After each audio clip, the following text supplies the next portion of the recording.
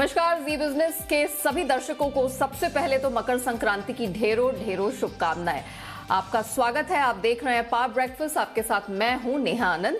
फटाफट देख लेते हैं कि आज हफ्ते के आखिरी कारोबारी दिन ग्लोबल मार्केट से किस प्रकार के संकेत हमारे बाजारों के लिए मिलते दिख रहे हैं। तो आज हमने देखा है कुछ सुस्ती का माहौल है। एसजीएक्स निफ्टी की बात करें तो 40 अंकों की कमजोरी यहां पर नजर आ रही है। सिमिलरली एशियन बाजारों की अगर बात करें तो यहां पर आज चौतरफा गिरावट ही हावी है। निक्के की खासतौर से बात करें 400 अंकों से अधिक की कमजोरी दिख रही है और बाकी भी जितने मार्केट्स हैं एशिया के, यहां पर अब हम देख रहे हैं शुरुआत और ट्रेड कुछ नेगेटिव टेरिटरी में हो रहा है। आज बात करें डाउ फ्यूचर्स, नास्डैक फ्यूचर्स बिल्कुल सपाट कारोबार होता हुआ दिख रहा है। और कमोडिटी मार्केट की भी अगर बात करें तो कच्चे तेल में हम फिलहाल देख रहे हैं ऊपरी स्तरों से कुछ हल्की मुनाफा वसूली हावी हुई है। लेकिन विस्तार से हम जानेंगे कि हमारे मार्केट्स के लिए अंतर्राष्ट्रीय बाजारों से कैसे संकेत मिलते दिखाई दे रहे हैं, कैसा प्रदर्शन बीते सत्र में रहा है और ऑफकोर्स कमोडिटी मार्केट किस प्रकार के क्यूज दे रहा है। पूरी डिटेल लेकर मेरे सहयोगी दीपांशु इस वक्त मेरे साथ जुड़ चुके हैं। Deepanshu, good morning. जरा बताइए कि अंतर्राष्ट्रीय बाजारों का मूड मिजाज कैसा है और ऑफ कोर्स कमोडिटी मार्केट से किस प्रकार के संकेत हैं। Good morning Neha. और त्योहार का दिन है बट अनफॉर्चुनेटली ग्लोबल मार्केट्स फिलहाल सेलिब्रेशन के मूड में नहीं दिख रहे हैं। तो जैसा आप एशिया चेक में भी बता रही थी, लगभग सभी एशिया के बाजारों में आपको 1% से ज्यादा की गिरावट दिखेगी। एसजीएक्स निफ्टी हल्की गिरावट है, भारी गिरावट नहीं है, बट हाँ 40 पॉइंट नीचे एसजीएक्स निफ्टी भी आपको दिख रहा है। अमेरिकी फ्यूचर्स की बात करें तो इस समय स्टेबल है, बट कल शाम को हमने देखा कि यूएस मार्केट में गिरावट के साथ ही बाजार बंद होते दिखे। करीब 250 अंक फिसल कर डाउ दिन के निचले स्तर पर बंद हुआ, बट डाउ से ज्यादा गिरावट आपने देखी है बाकी इंडेक्सेस में। हालांकि दिन की ऊंचाई से अगर देखें तो डाउ में करीब 500 अंकों की गिरावट थी। एक पॉइंट पर डाउ लगभग 300 अंक ऊपर भी था डेज हाई पर वहां से सेकंड हाफ में काफी तेजी के साथ गिरावट के साथ ही ट्रेड देखा। भारी बिकवाली थी आईटी शेयर्स में। यहीं पर हम देख रहे हैं कि जब भी बिकवाली आती है आईटी शेयर्स ही उसको लीड करते हैं और कल भी ऐसा ही ट्रेंड आपने देखा। 2.5% टूटकर कल नैस्डैक बंद हुआ है, तो ये काफी भारी गिरावट थी। और S&P 500 पर भी करीब 1.5% की गिरावट देखी। जो उनका स्मॉल कैप इंडेक्स है रसेल 2000, ये लगातार दूसरे दिन कमजोर था, करीब 0.5% की गिरावट के साथ ये भी बंद होते हुए देखा। और ये इसके बावजूद कि जो बॉन्ड यील्ड है वो एक्चुअली कल गिरी है, तो 1.74% से 1.71% पर बॉन्ड यील्ड आती हुई दिखी। पर इसके बावजूद आपने देखा कि आईटी शेयर्स को कोई सहारा नहीं मिला। आईटी से थोड़ा रोटेशन जरूर होते हुए देखा, तो इकोनॉमी से जुड़े स्टॉक्स में कल फिर भी थोड़ी खरीदारी हुई, इसलिए डाउ पर आपने कम गिरावट देखी है, आईटी में ज्यादा गिरावट देखी है। डेल्टा एयरलाइन जो वहां की दिग्गज एयरलाइन है उसके नतीजे आए थे और अच्छे नतीजे थे, जिसकी वजह से बाकी एयरलाइन शेयर्स में आपने कल खरीदारी देखी है। इसके साथ ही अगर आप देखें तो कुछ डेटा भी आया था जो एक्चुअली राहत का डेटा था। जो प्रोड्यूसर प्राइस इंडेक्स है वो 0.2% पर आया, अनुमान 0.4% की बढ़त का था, तो थोड़ा अनुमान से बेहतर है और ये फेड की पॉलिसी सेट करने के लिए इंपॉर्टेंट डेटा पॉइंट है, तो हल्की सी राहत यहां से जरूर आपने देखी है। इसके अलावा आज काफी अहम दिन है क्योंकि 3 दिग्गज बैंक्स के नंबर्स आने वाले हैं, जेपी मॉर्गन, सिटी ग्रुप और साथ ही वेल्स फार्गो। तो देखेंगे कि बाजार इस पर कैसे रिएक्ट करते हैं। और साथ ही रिटेल बिक्री के आंकड़े आने वाले हैं, अगेन एक बहुत इंपॉर्टेंट डेटा पॉइंट है यूएस के लिए, और साथ ही इंडस्ट्रियल प्रोडक्शन डेटा भी आने वाला है। तो काफी अहम दिन है आज ट्रेड के लिए जहां तक यूएस का सवाल है। यूरोप की बात करें तो यहां पर हल्का फुल्का ट्रेड रहा, मिला जुला एक्शन आपने देखा, बहुत ही सीमित दायरे में कारोबार हुआ। कच्चे तेल में हल्की मुनाफा वसूली थी, $85 के नीचे ब्रेंट है, पर कोई ऐसा बड़ा एक्शन कल हमने नहीं देखा है। साथ ही सोना भी $1820 के करीब स्टेबल है और डॉलर इंडेक्स में थोड़ी सुस्ती देखी है। तो ओवरऑल अमेरिकी बाजारों की गिरावट से ही मूड माहौल बिगड़ा है। ऐसा कुछ नया ट्रेंड या कोई ऐसा नया ट्रिगर नहीं निकल कर आया जिसकी वजह से कल ग्लोबल वीकनेस दिखी। बट हाँ, थोड़ा अमेरिका में एक्शन था, शायद अर्निंग्स के पहले भी निवेशक थोड़ी अपनी पोजीशंस कम कर रहे हैं और इसकी वजह से कल अमेरिका में सुस्ती दिखी है। चलिए दीपांशु, बहुत शुक्रिया आपका हमारे साथ जुड़ने के लिए, बताने के लिए कि अंतर्राष्ट्रीय बाजारों से कल और आज किस प्रकार के संकेत मिलते दिख रहे हैं हमारे बाजारों के लिए। चलिए हम आगे बढ़े, इससे पहले देख लेते कि कल संस्थागत निवेशकों की तरफ से किस तरह का प्रदर्शन देखने को मिला है। एफआईआईज यानी कि विदेशी संस्थागत निवेशकों की तरफ से बिकवाली हमने कैश मार्केट में देखी है 1391 करोड़ की। हालांकि जब घरेलू संस्थागत निवेशक यानी कि डीआईआईज की बात करें तो नेट बाइज का आंकड़ा सामने आता है 1065 करोड़ की खरीदारी हमने इस एंड से आते हुए देखी है। चलिए, तो ग्लोबल मार्केट से तो कुछ अच्छे संकेत मिल नहीं रहे हैं, हमारे मार्केट में त्योहारी माहौल है। ऐसे में हमारे मार्केट्स में आज कारोबार करने का मौका या रणनीति क्या हो सकती है, इस पर बात करेंगे। जी बिजनेस के मैनेजिंग एडिटर अनिल सिंह भी मेरे साथ जुड़ चुके हैं।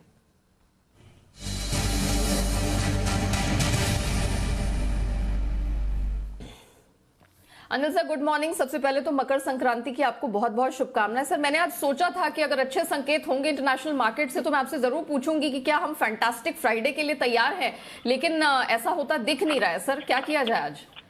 देखिए, अगर आप इतने खराब संकेत है और उसके मुकाबले में कम गिरे तो उसको भी फैंटास्टिक तो मान ही सकते हैं।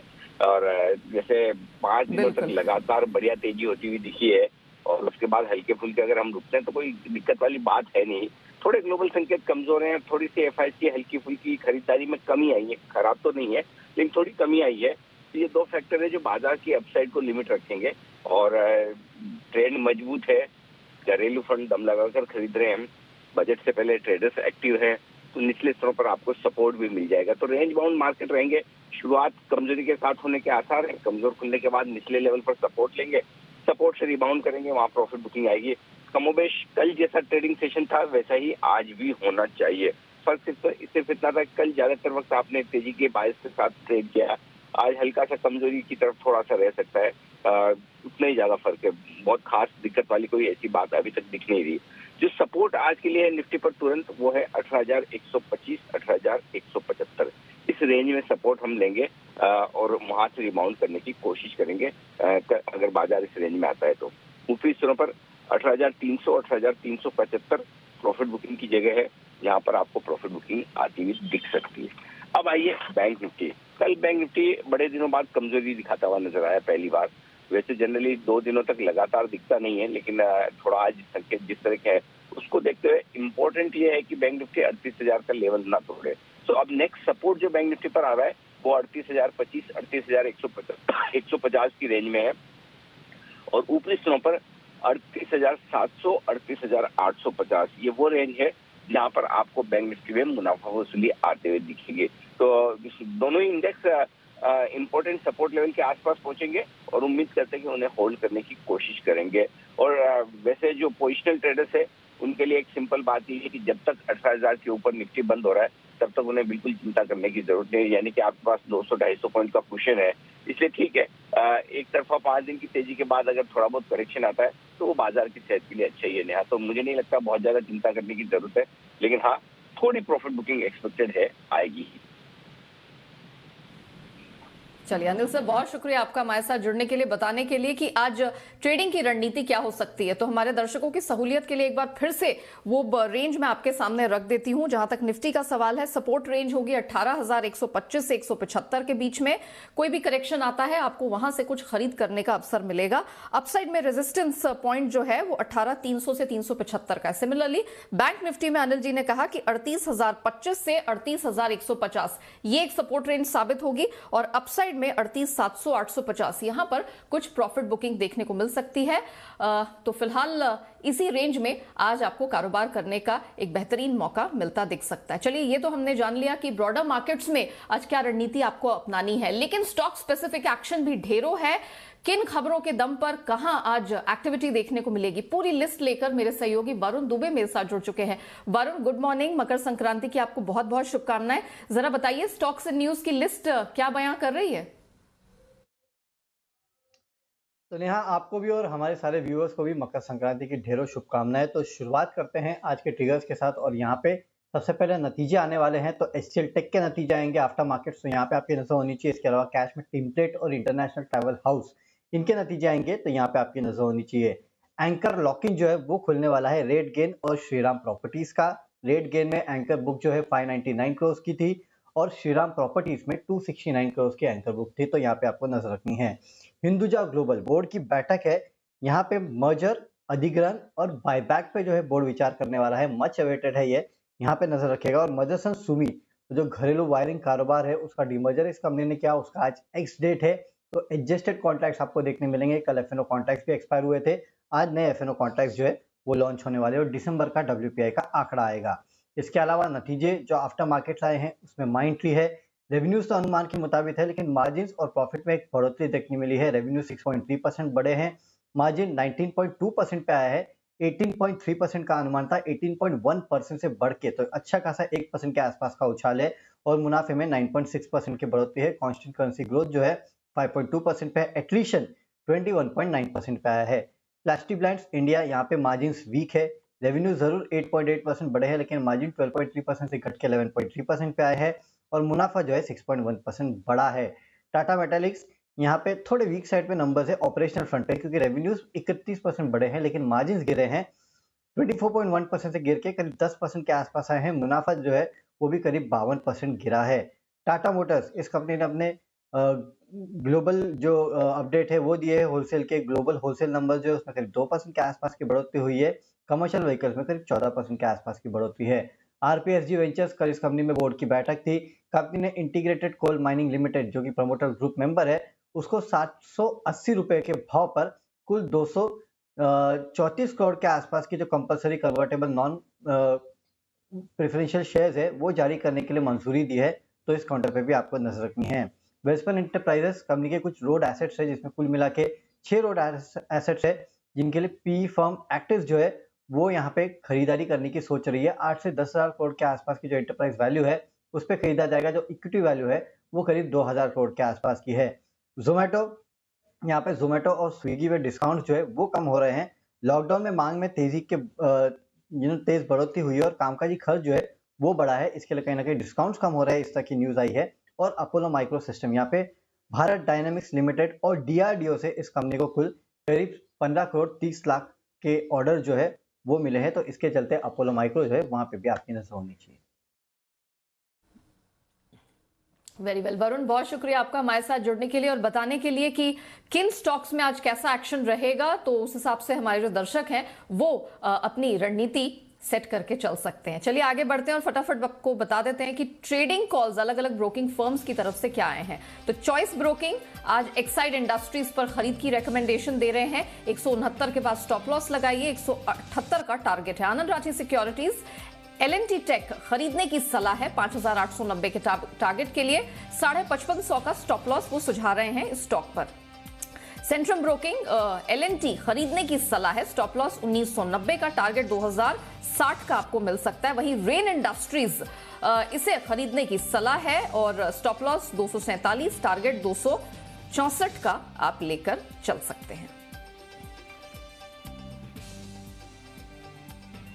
चलिए, तो हमने ये आपको बता दिया कि अलग अलग ब्रोकिंग फर्म से किस प्रकार के ट्रेडिंग कॉल्स मिलते हुए दिख रहे हैं, लेकिन बाजार में एक्सपर्ट्स की क्या सलाह है, क्या रणनीति आपको अपनाकर चलना है ब्रॉडर मार्केट्स में, इंडाइसेस में, एंड ऑफ कोर्स टॉपिक्स भी हम हमारे एक्सपर्ट की रखेंगे। तो बतौर एक्सपर्ट आज हमारे साथ कोटक सिक्योरिटीज के श्रीकांत चौहान जुड़ चुके हैं। श्रीकांत जी, गुड मॉर्निंग, मकर संक्रांति की आपको ढेरों शुभकामनाएं। जरा बताइए कि आज जिस प्रकार के ग्लोबल संकेत मिल रहे हैं जो कि बहुत ज्यादा कॉन्फिडेंस इनहैंसिंग नहीं है, निफ्टी, बैंक निफ्टी क्या कर सकते हैं? Good morning Neha ji. देखिए, हमें लगता है कि मार्केट जो है वो एक काफी ऊंचाई की तरफ आ चुका है। जो रेजिस्टेंस थे मार्केट के लिए वो थे 18,200, 18,300। कल हमने मार्केट की जो क्लोजिंग देखी वो वहां पे ही देखी है, उसी के करीब देखी है। और अगर आप वर्ल्ड मार्केट्स में देखें तो वहां पे एक काफी अच्छा एक प्रॉफिट बुकिंग हमने देखा है। तो आज के दिन में जब तक कल के हाईज मार्केट क्रॉस नहीं करता है तो लगभग आप पकड़ लीजिए कि 18,300, 18,350 के लेवल्स मार्केट के लिए काफी इंपॉर्टेंट रेजिस्टेंस के रहेंगे। और 18,300 के करीब अगर गैप अप ओपनिंग अगर हमें मिल जाती है because of any reason, because market का ट्रेड वैसे है, तो मुझे लगता है कि वहां पे लॉन्ग पोजीशंस ऐड नहीं करनी चाहिए, थोड़ा सावधानी बरतें। बट अगर मार्केट में अगर कोई करेक्शन अगर आता है 18,000, 18,100 के करीब, तो वहां पे कुछ लॉन्ग पोजीशंस बनाई जा सकती है। इन शॉर्ट, अगर कल के लोज जो है 18,150 के करीब के अगर उसे ब्रेक करता है निफ्टी तो हमें वीकनेस देखने मिलेगी। और अगर मार्केट ऊपर खुलता है तो हमें लगता है कि स्टॉक स्पेसिफिक व्यू रखे और निफ्टी या बैंक निफ्टी में कोई लॉन्ग पोजीशंस बनाने की जल्दबाजी ना करें। किसी इंडाइसेस पर फोकस करके चल सकते हैं श्रीकांत जी, क्योंकि हमने देखा है कि कल पर्टिकुलरली मेटल्स चमकते हुए नजर आए हैं। फार्मा जो कि काफी समय से लगाड़ था वहां पर भी हमने स्ट्रेंथ बनती हुई देखी है। एनर्जी स्पेस ने चढ़ने की कोशिश की है। तो क्या कोई चुनिंदा इंडाइसेस, इंडेक्स हैं जो आपकी नजर में है? देखिए, हमें लगता है कि निफ्टी यहाँ पे डेफिनेट फोकस रहेगा। और क्योंकि यहाँ पे कैसा है कि जितने भी सेक्टर्स हैं उन सबका कंट्रीब्यूशन है और हमने सेक्टरल रोटेशनल की एक्टिविटी भी देखी है। कल के दिन में हमने फाइनेंशियल्स में वीकनेस देखा था, लेकिन मेटल्स में तेजी थी। आईटी स्टॉक स्टेबल थे, तो शायद थोड़ा सा वो बोलना थोड़ा डिफिकल्ट हो जाएगा, लेकिन यस, मेटल स्पेस पे बिल्कुल फोकस रखें, मेटल इंडेक्स पे फोकस रखें, क्योंकि काफी सारे स्टॉक्स अपने इंपॉर्टेंट रेजिस्टेंस के ऊपर क्लोज हुए थे, तो वहां पे हमें और चमक देखने मिल सकती है। स्पेसिफिकली हमें लगता है कि वेदांता, टाटा स्टील जैसे स्टॉक और चल सकते हैं आने वाले 1 या 2 दिन में। इसी वजह से मेटल इंडेक्स पे फोकस रखें, और साथ ही साथ अगर निफ्टी अगर 18,000 के करीब अगर आ जाता है आने वाले शायद आज के दिन में या शायद एक दो दिन के अंदर, तो वहां पे हम उसमें लॉन्ग पोजीशंस बना सकते हैं। ओके, तो निफ्टी पर फोकस करके चले, कोई भी करेक्शन खासतौर से 18,000 के पास एक बेहतरीन एंट्री पॉइंट होगा। इसके अलावा निफ्टी मेटल में और चुनिंदा मेटल स्टॉक्स में फोकस करके चल सकते हैं। श्रीकांत जी, अब हम जानना चाहेंगे कि आज के बाजार के लिए आप अपनी कौन सी बेस्ट पिक्स हमारे दर्शकों के साथ आज साझा करने वाले हैं? बिल्कुल, तो देखिए यहाँ पे हमें लगता है कि जो मेटल इंडेक्स है वहां पे तेजी बनी है, तो सबसे पहले अगर फोकस कर रहा है हमें, तो हम वैसे तो वेदांता या टाटा स्टील जैसे स्टॉक्स पे कर सकते हैं, लेकिन वहां पे हमने जो क्लोजिंग देखी थी वो काफी ऊपर की देखी थी, तो कोई करेक्शन अगर आता है तो वहां पे लॉन्ग करके चल सकते हैं। लेकिन अगर ओपनिंग के साथ, अगर मार्केट के ओपनिंग में अगर पार्टिसिपेट करना है, तो हमें लगता है कि फोकस करें, क्योंकि यहाँ पे कल एक काफी अच्छा एक रिवर्सल फॉर्मेशन बना था, काफी प्रॉमिसिंग पैटर्न्स है, और यहाँ पे हमें लगता है कि ये स्टॉक 530-535 के लेवल्स दिखा सकता है। तो 504 रुपए के स्टॉप लॉस के साथ टाटा मोटर्स पे लॉन्ग पोजीशंस बनाई जा सकती हैं। साथ ही साथ हमें लगता है कि बजट के पहले एक कंस्ट्रक्शन इंफ्रास्ट्रक्चर एक्टिविटीज में हमें या उन्हीं पर्टिकुलर उसी से रिलेटेड सेक्टर्स में तेजी देखने मिलेगी, तो वहां पे हमें आईआरबी इंफ्रा पे लॉन्ग पोजीशंस बनानी चाहिए। 250-252 के करीब का बंद है, यहाँ पे 240 का स्टॉप लॉस रखें, और टारगेट्स हम रख सकते हैं 270 रुपए के। चलिए श्रीकांत जी, बहुत शुक्रिया आपका हमारे साथ जुड़ने के लिए, ना सिर्फ ब्रॉडर मार्केट्स इंडेक्स पर रणनीति सुझाने के लिए, बल्कि अपने पसंदीदा स्टॉक्स भी आज हमारे दर्शकों के साथ बांटने की। कमोडिटी बाजार की बारी है। यहां पर हम देख रहे हैं कुछ सुस्त सीमितदारी का कारोबार कल पर्टिकुलरली देखा। आज कच्चे तेल में ऊपरी स्तरों से हमने करेक्शन देखा है, हालांकि रेजिलियंस अभी भी बरकरार है। सोना अपने आप को मेंटेन करने की कोशिश कर रहा है $1820 के इर्द गिर्द, और कमजोर डॉलर का ऑफकोर्स सपोर्ट मिल रहा है। आज घरेलू कमोडिटी बाजार जब खुलते हैं तो वहां आपको कहां नजर रखनी है, क्या रणनीति होगी, इस पर बात करने के लिए एसएमसी ग्लोबल की वंदना भारती हमारे साथ जुड़ चुके हैं। वंदना, सबसे पहले तो आपको मकर संक्रांति की ढेरों ढेरों शुभकामनाएं। जरा बताइए, कच्चा तेल हमने देखा है मल्टी मंथ हाइस पे कारोबार हो रहा है, टाइट सप्लाईज, ग्लोबल कंजम्पशन का पूरा फायदा ये कमोडिटी उठा रही है। आज क्या किया जाए? कल तो 6100 के नीचे बंद हुई है। जी नेहा, आपको और दर्शकों को मकर संक्रांति की शुभकामना। कल इसने एक पॉज दिखाया था रैली में, और काफी इसमें हायर साइड आ गया है। फ्राइडे को देखा जाता है कि कॉन्ट्रा मूव आती है, यहाँ पे किसी भी कमोडिटीज में अगर हायर साइड है तो वहां से थोड़ा सा फॉल आता हुआ हम देखते हैं। मुझे लग रहा है कि आज यहाँ पे भी ये चीज ही रहेगी, और कल जिस तरीके से रैली थोड़ी सी यहाँ पे थमी है और 35 रुपीज डाउन की तरफ के बंद हुआ है, आज के दिन में मुझे लग रहा है कि क्रूड में हल्की सी करेक्शन, यहाँ पे हल्का सा करेक्शन देखने को मिलेगा, और प्राइसेस हो सकता है कि एक बार 59.50 से 59.75 के रेंज में यहाँ पे डाउन साइड टच करने की कोशिश करे, और क्लोजिंग जो है वो थोड़ा सा नेगेटिव में यहाँ दे। लेकिन ऐसे नेहा थोड़ा सा बाइंग अपॉर्चुनिटी ही मान के चलना चाहिए, और मुझे लग रहा है कि नेक्स्ट वीक में ये जो डाउन साइड लेवल रहेगा ये वैल्यू बाइंग की तरह काम करेगा, और फिर से एक हम अपसाइड आता हुआ देखेंगे। तो मेरे ख्याल से यहाँ पे आज का दिन जो रहेगा वो थोड़ा सा करेक्शन का रहेगा क्रूड के लिए। लेकिन नेचुरल गैस में भी क्या यही व्यू है? क्योंकि कल हमने 8.5% के भारी भरकम करेक्शन पे से बंद होते देखा है। नेहा, इसमें मुझे लग रहा है कि नेचुरल गैस में एक जो पुल बैक है वो आ सकता है, क्योंकि कोल ब्लास्ट यहाँ पे देखे जा रहे हैं, और ईस्ट कोस्ट से जो वेस्ट कोस्ट जो जा रहा है कोल ब्लास्ट, इसकी वजह से यहाँ पे यूरोप में और यूएस में भी मुझे लग रहा है डिमांड जो है वो बने रहेंगे, और इतने बड़े फॉल के बाद मुझे लग रहा है कि आज थोड़ी सी रिकवरी जो है वो देखने को मिलेगी निश्चित तौर पे नेचुरल गैस में। एक यहाँ पे टेक्निकल लेवल है नेहा 325 का, मैं यहाँ पे ये रिकमेंड करना चाहूंगी कि मार्केट इससे नीचे की क्लोजिंग भी है, 325 का लेवल आता है यहाँ पे, तो जाके वहाँ पे बाइंग करें। अगेन मुझे लग रहा है कि मार्केट 345 की तरफ जा सकती है, ऊपर की तरफ, और जो स्टॉप लॉस है 315 का लगा के चलना चाहिए। और यहाँ पे देखा गया है जो 15 डेज मूविंग एवरेज है इसने क्रॉस करा है 200 डेज को, तो गोल्डन क्रॉस है ये, तो टेक्निकली ये कमोडिटी अभी थोड़ा सा हाई और लगाएगी, और प्राइसेस धीरे धीरे ग्रेजुअली यहाँ पे 380 के करीब जा सकते हैं। हालांकि नेचुरल गैस में थोड़ा सा संभल के रहना पड़ेगा, Okay. क्योंकि सिल्वर की तरफ मूव राइस की तरफ और बिल्कुल। हायर साइड से क्विक आता हुआ हम देखते हैं एक प्रॉफिट बुकिंग, तो प्रॉफिट बुकिंग करें और निकले यहाँ से। ओके वंदना, फटाफट मुझे ना वंदना, समय की किल्लत है, माफ कीजिएगा मैं आपको इंटरप्ट कर रही हूँ, सोने में रणनीति समझा दीजिए कि क्या किया जाए। गोल्ड में नेहा यहाँ पे बाय करके ही चलना चाहिए। 47,800 पे 48,100 का टारगेट रखना होगा। स्टॉप लॉस इसके लिए लगाना होगा 47,650 का। वेरी वेल वंदना, बहुत शुक्रिया आपका हमारे साथ जुड़ने के लिए, बताने के लिए कि कमोडिटी बाजार में आज कहां कमाई के मौके मिलेंगे। चलिए आगे बढ़ते हैं और बताते हैं आपको कि एफआईआर यानी कि एफआईआई इन्वेस्टमेंट रिपोर्ट्स क्या बयां कर रही है, किन शेयरों पर आज विदेशी ब्रोकरेजेस आपको कमाई करने की सलाह दे रहे हैं। तो सीमेंट शेयरों पर जेफरीज की रिकमेंडेशन रखते हैं आपके सामने, एसीसी खरीदने की सलाह है, टारगेट 2950 का। अंबुजा सीमेंट की बात करें तो यहां पर उन्होंने खरीद की रिकमेंडेशन दी है, टारगेट 470 का। रैमको सीमेंट होल्ड करने की सलाह है, टारगेट 1100 रुपए का है, ये टारगेट इन्होंने बढ़ाया है। श्री सीमेंट होल्ड करके चले 27,600 के टारगेट के लिए, और अल्ट्राटेक भी पोजीशन होल्ड करने की सलाह है, यहां टारगेट इन्होंने 7200 से बढ़ाकर अब 8100 कर दिया। पावर स्टॉक्स की अगर बात करें तो जेफरीज आईईएक्स में उनका आउटलुक अंडर परफॉर्म का है, टारगेट ये 180 का सुझा रहे हैं। पावरग्रिड में खरीद की रिकमेंडेशन है 255 के टारगेट के लिए। एनटीपीसी में टारगेट ये सुझा रहे हैं 165 का। टाटा पावर इनका आउटलुक अंडर परफॉर्म का है, टारगेट 130 का लेकर चलें।